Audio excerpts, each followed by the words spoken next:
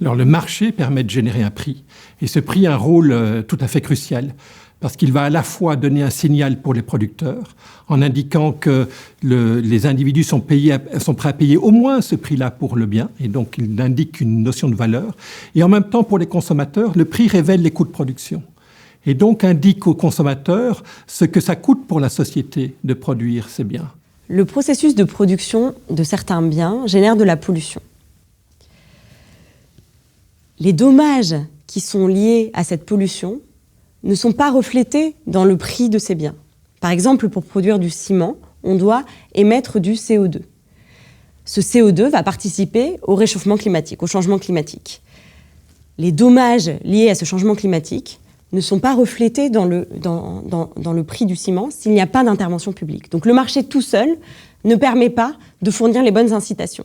Quand vous décidez de prendre votre voiture et de rouler, d'émettre donc du CO2, vous allez intégrer dans votre décision de rouler les bénéfices liés au fait de conduire et le coût lié au fait de conduire, le coût personnel lié au fait de conduire qui est le prix de l'essence par exemple et de l'amortissement de la voiture, mais vous n'allez pas être incité à tenir compte des émissions de CO2 qui elles-mêmes vont générer des dommages dont vous ne serez pas la victime, mais ce seront d'autres personnes, probablement des générations futures en particulier, qui vont être victimes de vos décisions.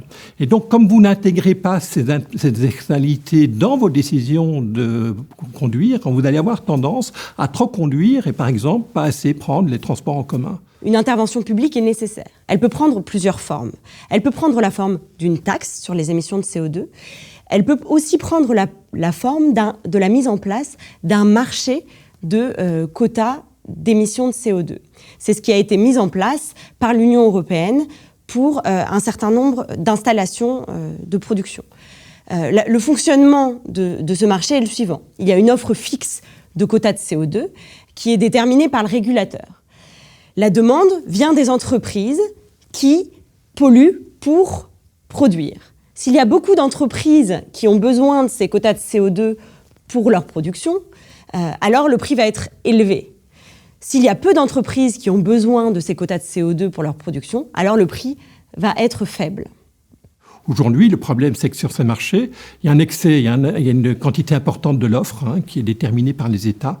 Et cette offre est tellement importante que le prix d'équilibre sur ces marchés est beaucoup trop faible. Aujourd'hui, on a un prix du CO2 qui est autour de 5 € alors qu'il devrait être probablement autour de 40. Pour que le prix soit plus élevé, on peut soit imaginer de réduire l'offre de quotas de CO2 disponible et comme ça de diminuer la pollution sur le territoire, ou on peut imaginer que ce marché, au lieu de ne concerner qu'une seule partie des émissions sur le territoire, concerne l'ensemble des émissions sur le territoire. Le problème, c'est qu'il y a un excès d'offres. Et donc, la conséquence, c'est que la solution apportée, c'est réduire cette offre. C'est une décision politique que l'Union européenne doit décider, en coopération avec les différents États, de racheter l'excédent d'offres de permis pour en faire remonter le prix.